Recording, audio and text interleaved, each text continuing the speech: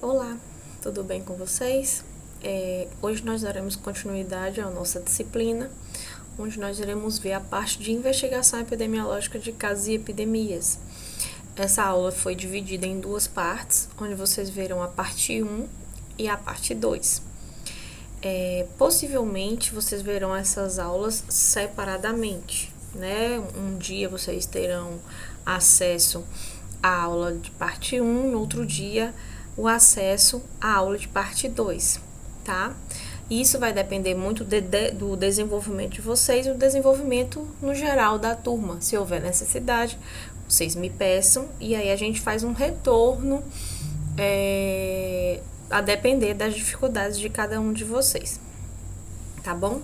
Então, como sempre, a gente inicia com a parte de introdução, né?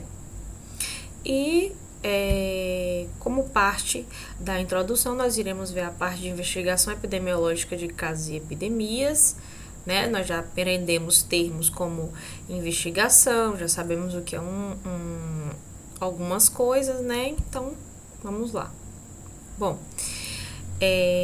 a ocorrência de casos novos de uma doença transmissível ou não, né? Ou agravo, sendo ele inusitado ou não, ele é passível de prevenção e de controle pelos serviços de saúde.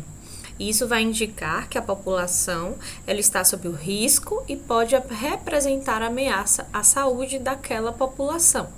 Então, isso precisa ser detectado e controlado ainda no estágio inicial, tá? Para que os novos casos, tanto da doença que é transmissível ou não, ou agravo se for inusitado ou não, para que ele possa ser controlado, tá? Pelo serviço de saúde.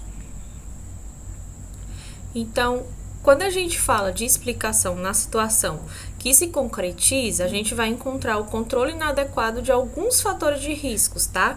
Isso se detém por parte das falhas na assistência à saúde e pelas poucas medidas de proteção também que a gente vai encontrar como falhas na saúde. Isso torna totalmente a questão, quando a gente tenta visualizar de forma imperativa, tá? A necessidade do esclarecimento. O que seria esse esclarecimento? É que medidas precisam ser adotadas, né? Medidas de prevenção e medidas de controle pertinentes a depender da situação que se concretiza e que se encontra os fatores de risco e em que estado estão essas falhas na assistência à saúde, nessas medidas de proteção. Então, circunstancialmente, a investigação epidemiológica, né, de casos e epidemias, ela vai se constituir como atividade obrigatória de qualquer sistema local de vigilância epidemiológica. Então, não é algo que eu posso escolher a fazer. Eu preciso fazer, é uma atividade obrigatória e todos os municípios precisam desempenhar ela da melhor forma, justamente por conta de todas as doenças que podem se concretizar no cenário epidemiológico de quaisquer município, independente se ele seja grande ou não. A investigação epidemiológica ela vai partir da necessidade de ser iniciada. E qual é essa necessidade? Ela precisa ser iniciada imediatamente. Então, imediatamente após a investigação e a notificação de casos isolados ou agregados de doenças de agravos que sejam suspeitos, clinicamente declarados ou mesmo contatos desses casos suspeitos ou clinicamente declarados, ou seja, aqueles que realmente foram confirmados os casos. Então, os quais normalmente as autoridades necessárias, né, que são as autoridades sanitárias, elas consideram necessário dispor de informações complementares. E por falar em informações complementares, a gente precisa saber o que é uma investigação epidemiológica. Então, a investigação epidemiológica, ela parte do princípio de ser um trabalho de campo. Ela precisa ser realizada a partir dos casos notificados. Esses casos, eles clinicamente declarados, né, aqueles casos confirmados por exame laboratorial ou mediante a clínica mesmo adequada, ou os casos suspeitos, ou os casos que têm clinicamente declarados e suspeitos de contatos, que têm por principais objetivos a identificação da fonte dessa infecção e do modo de transmissão, como essa fonte de infecção foi parar ali. Então, a investigação epidemiológica, ela também parte a partir dos grupos de expostos de maior risco, né, dos fatores de risco, quando a gente visualiza gestante, idosos, crianças. Então, ela visa confirmar o diagnóstico, tá? E desenvolver e determinar as principais características epidemiológicas do quadro. Então, o propósito final vai ser sempre orientar as medidas de controle para impedir a ocorrência de novos casos. As investigações epidemiológicas de campo, elas vão se iniciar com frequência, tá? Sem hipótese clara, geralmente requerem o uso de estudos descritivos para a formulação de hipóteses, tá? Que posteriormente deverão ser testadas por meio de estudos analíticos. Na maioria das vezes, os estudos mesmos de caso controle, que são aqueles casos que estão sob o controle da vigilância epidemiológica, tá? E quando ocorrer problemas agudos que possam implicar nas medidas imediatas de proteção à saúde da comunidade, a investigação de campo, ela deve se restringir a essas coletas de dados, tá? E ela agilizar essa análise, com vistas à questão do desencadeamento imediato das ações de controle.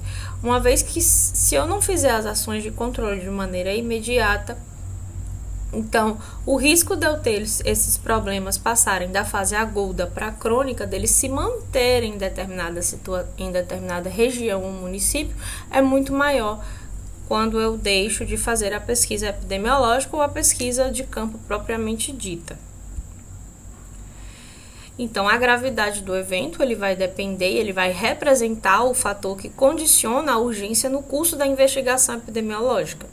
Então, quanto maior o fator de urgência, de gravidade do evento, maior vai ser a minha urgência no curso dessa investigação.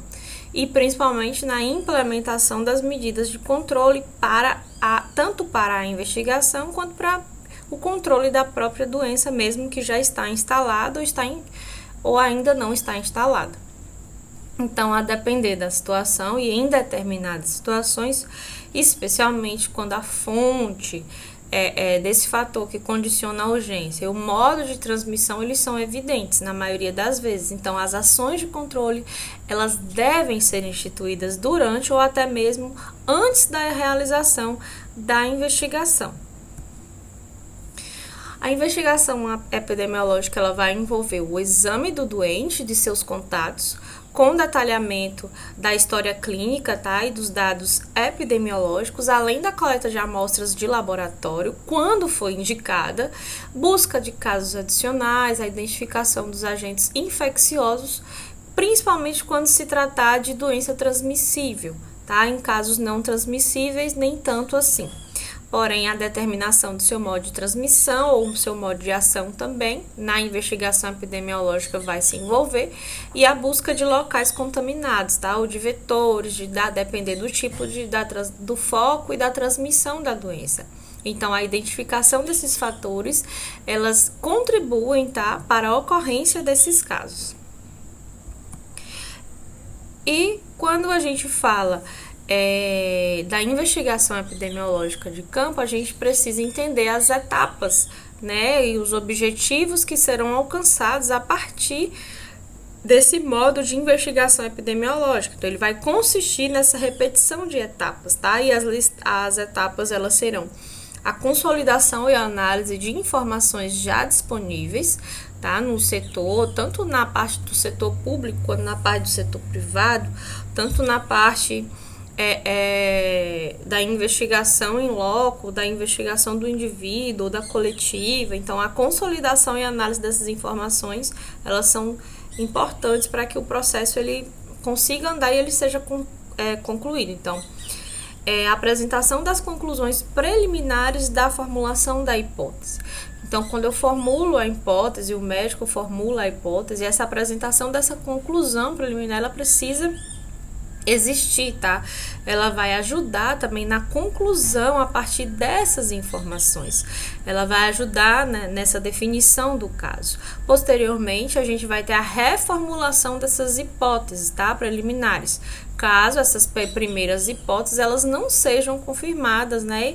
E essa comprovação precisa passar por uma nova conjectura, né, caso seja necessário. Então, a definição e a coleta das informações necessárias, elas precisam existir porque a gente precisa testar as hipóteses que foram alcançadas assim pelos profissionais.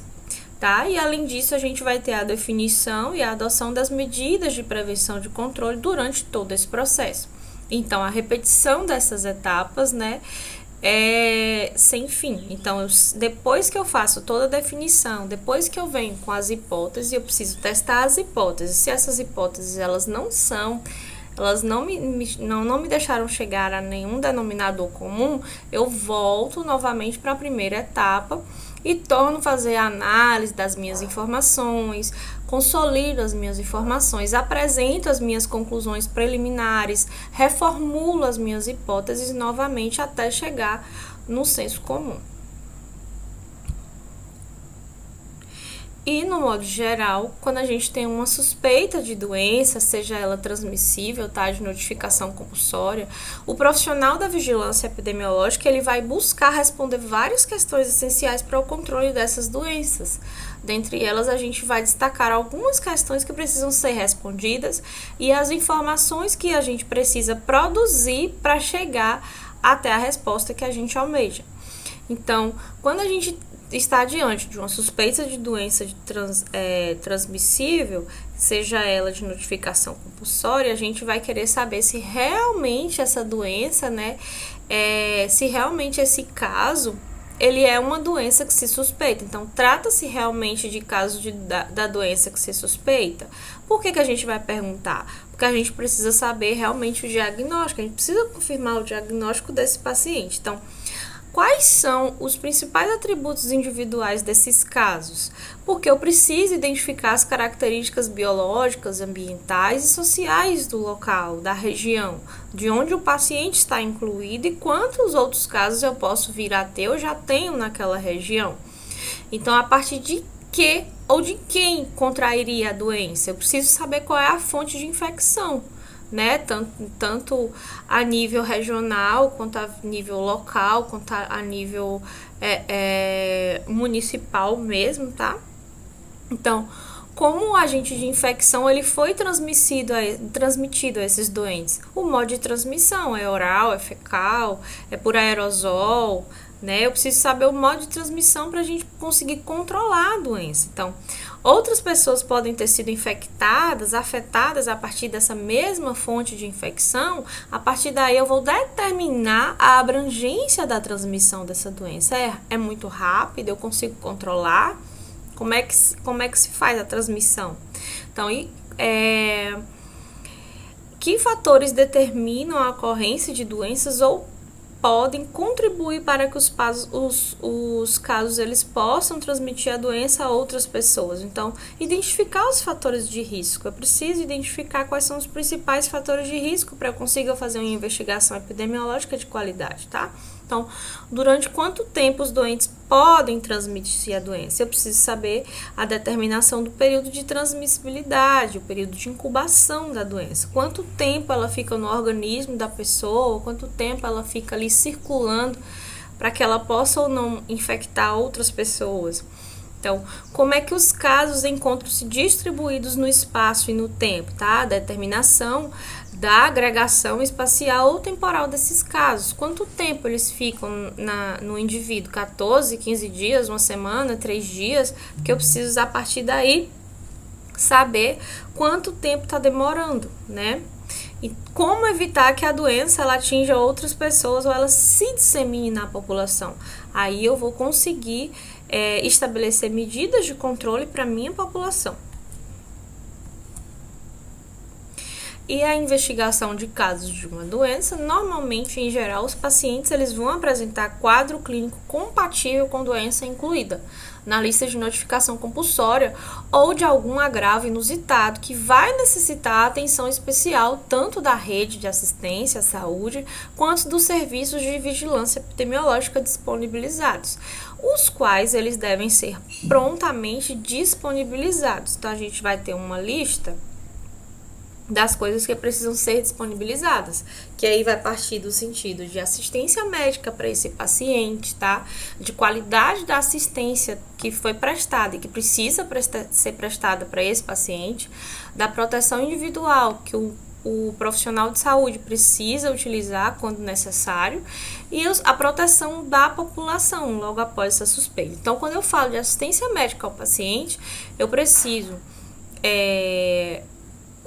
primeiramente, saber qual foi a providência a ser tomada no sentido de minimizar as consequências do agravo para esse indivíduo, para esse paciente que a doença se instaurou. Quando que a doença, por exemplo, ela é de transmissão de pessoa a pessoa. Esse tratamento, ele vai contribuir para reduzir o risco de transmissão? Então, vai depender da magnitude do evento, né? A equipe de vigilância epidemiológica, ela precisa buscar articulação, né, com os responsáveis pela rede de assistência à saúde, para que esse processo ele seja organizado para o atendimento da população, porque a partir daí vai gerar minha qualidade assistencial. Então, como é que eu verifico a qualidade assistencial? Eu preciso ver se os casos estão sendo atendidos nas unidades de saúde, se essas unidades têm capacidade de prestar essa assistência adequada e oportuna, tá? De acordo com as características clínicas de cada doença, de cada agravo. A partir daí, eu vou ver quais são os casos que precisam de proteção individual, tá? Quando necessário, eu preciso adotar medidas de isolamento, tá? Eu preciso considerar a forma de transmissão da doença. É respiratória, reversa, entérica, tá? Então, além disso, tem a questão também da proteção da minha população, né? Eu preciso adotar as medidas de controle coletivas específicas para cada tipo de doença que foi verificada. E aí a gente vai ter os fundamentos, tá, da investigação de campo, que eles são aplicados tanto para o esclarecimento da ocorrência dos casos como de epidemias, tá? Então, são várias etapas, é um processo, e essas etapas, elas são comuns a ambas situações, sendo que para a segunda, alguns procedimentos complementares, eles serão necessários. Por quê? Porque precisa facilitar o trabalho dos profissionais. Então, vai apresentar-se, em primeiro lugar, o roteiro da investigação de casos, né, como as atividades comuns a qualquer investigação epidemiológica de campo, inclusive das epidemias. E aí, posteriormente, são descritas as etapas específicas para a última situação, tá? Que no caso, tudo para facilitar o processo de trabalho e para melhorar o processo de investigação também.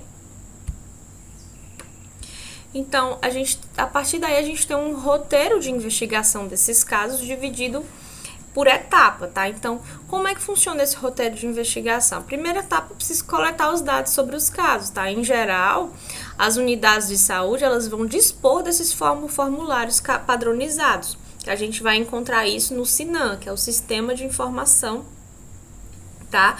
Onde tem essas fichas de investigação epidemiológica para a maioria dessas doenças incluídas no sistema de vigilância epidemiológica. Aqui tem um exemplo dessas fichas de investigação. Eu coloquei aqui a ficha de investigação da dengue, tá?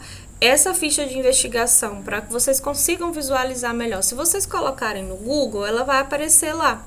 Colocar fichas de notificação, vão aparecer as fichas de notificação várias.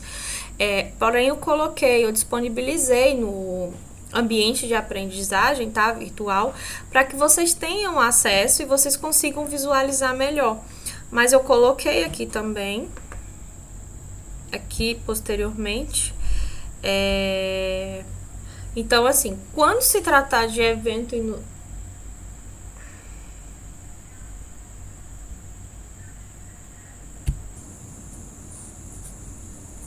Então, desculpa, gente, dando continuidade,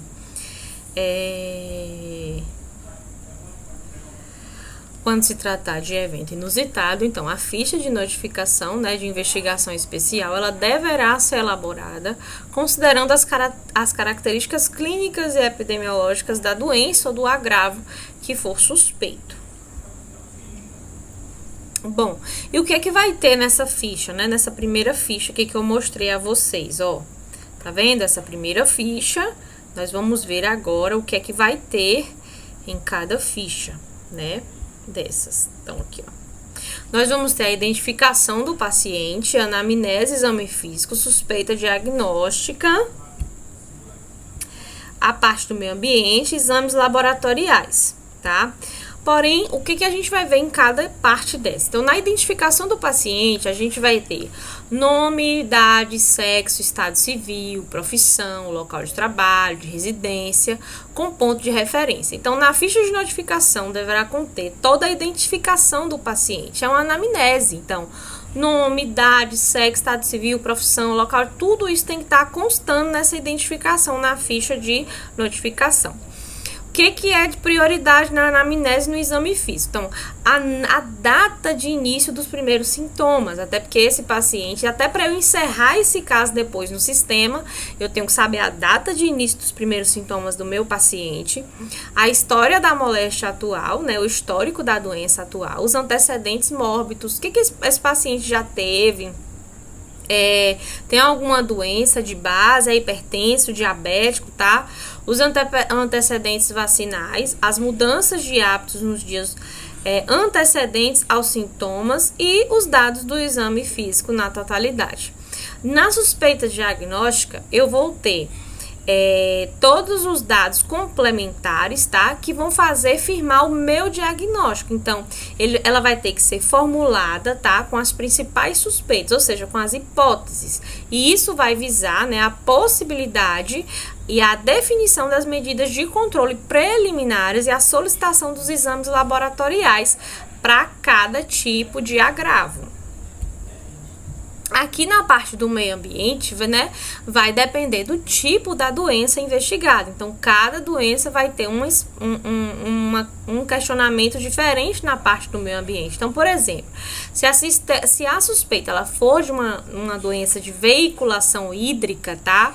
Por exemplo, doenças que vêm da água, são essenciais as informações sobre o sistema de abastecimento, tá? E o tratamento de água, bem como o destino dos resíduos líquidos, sólidos e lixo, alagamentos, chuvas. Em outros casos, podem estar envolvidos insetos, vetores, inseticidas, pesticidas, como é o caso da dengue, tá? Que eu mostrei para vocês. Com relação aos exames laboratoriais, esses exames eles devem ser solicitados com vista ao esclarecimento do diagnóstico do paciente. Então, fontes de contaminação, veículo de transmissão, é vetor, não é, a pesquisa desses vetores, conforme cada situação e conforme cada evento, tá bom? Na etapa de número 2, nós vamos fazer a busca de pistas, tá? Que essa vai ser uma etapa essencial na parte da investigação epidemiológica. Essa parte, ela vai buscar subsídios que permitirão responder a várias questões formuladas, tá? Então, vai caber ao investigador considerar os dados já coletados nas etapas anteriores e estabelecer com esses dados que outras informações importantes também venham para o esclarecimento do evento. Então, assim, sendo relevante, tá, para todo esse raciocínio, a gente identificar algumas coisas. Então, por exemplo, fontes de infecção, água, alimento, ambiente insalubre, entre outros. Período de incubação do agente etiológico, tá? Modo de transmissão, respiratória, sexual, vetorial. Qual a faixa etária, o sexo do paciente, a raça, a qual grupo social ele pertence e quais grupos sociais que estão mais acometidos, que aí vai trazer a minha característica biológica da situação da doença. A presença de outros casos na localidade, como é o caso, por exemplo, da abrangência dessa transmissão, tá?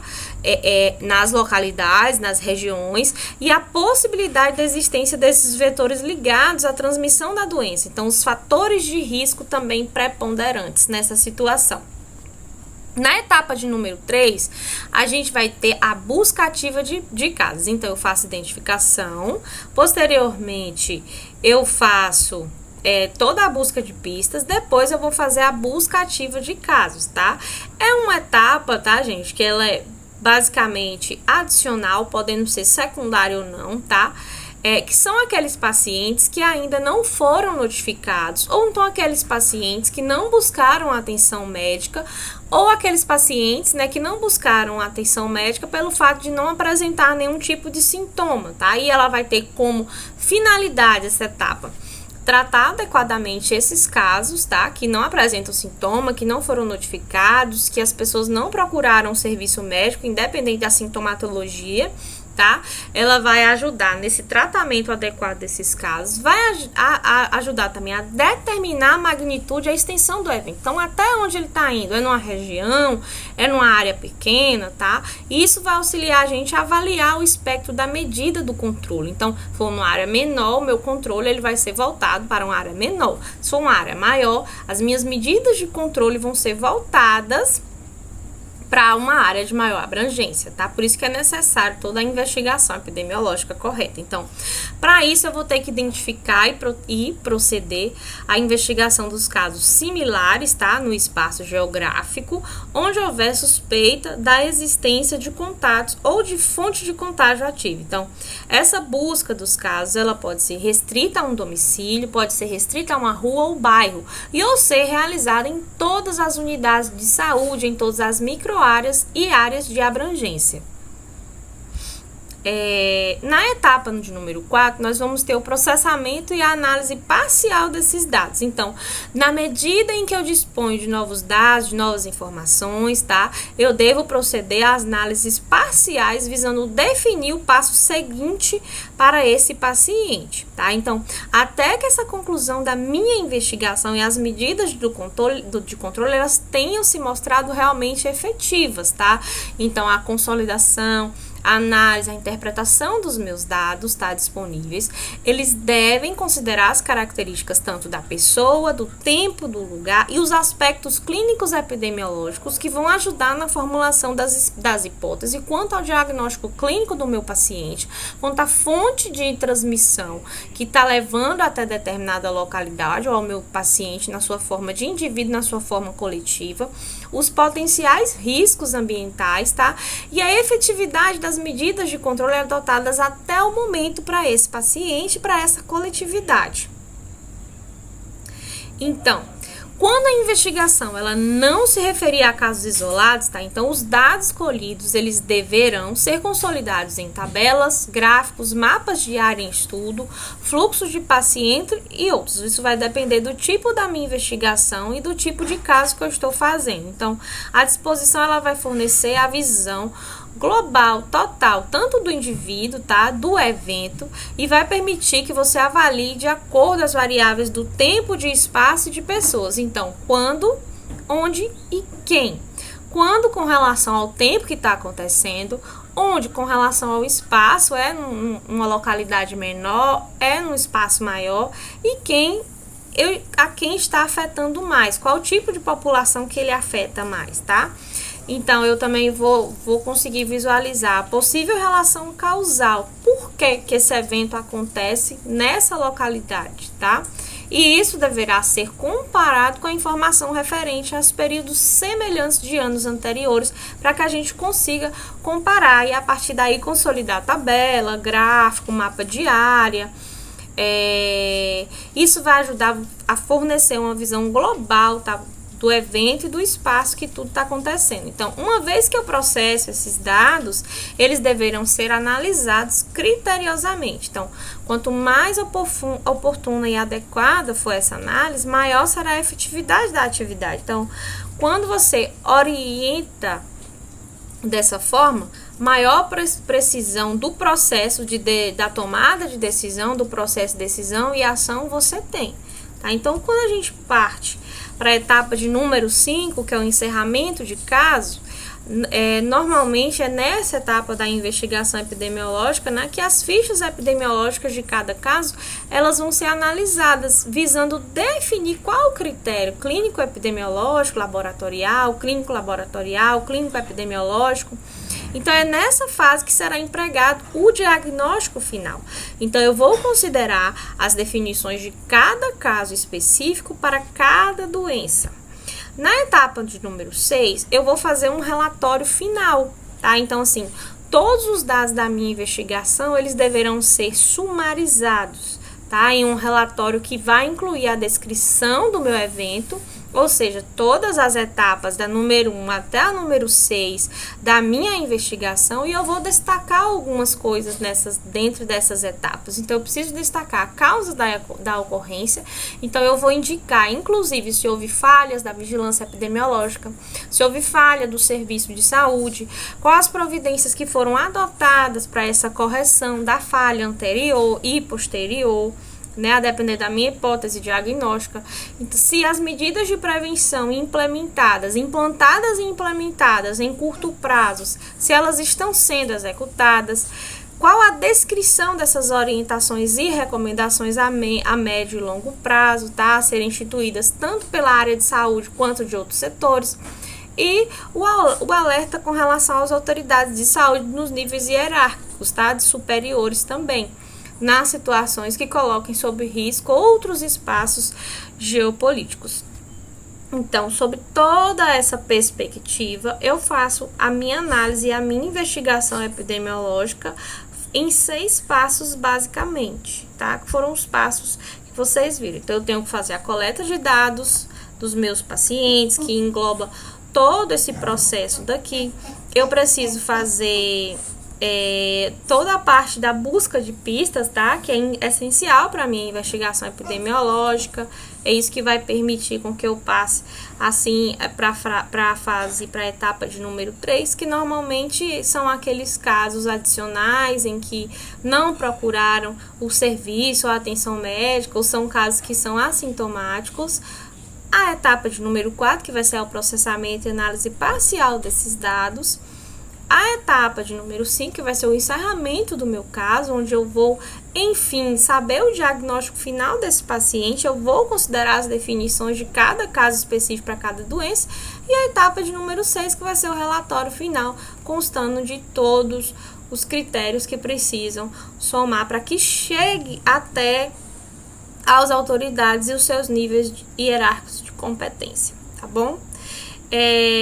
A gente vai ter uma segunda parte dessa aula, tá? Que é a parte de investigação epidemiológica de casos e epidemias, tá bom? Quando essa segunda parte tiver ok, eu vou liberar esse vídeo também para vocês, tá? E assistam essa primeira parte para a gente poder tirar todas as dúvidas, ok?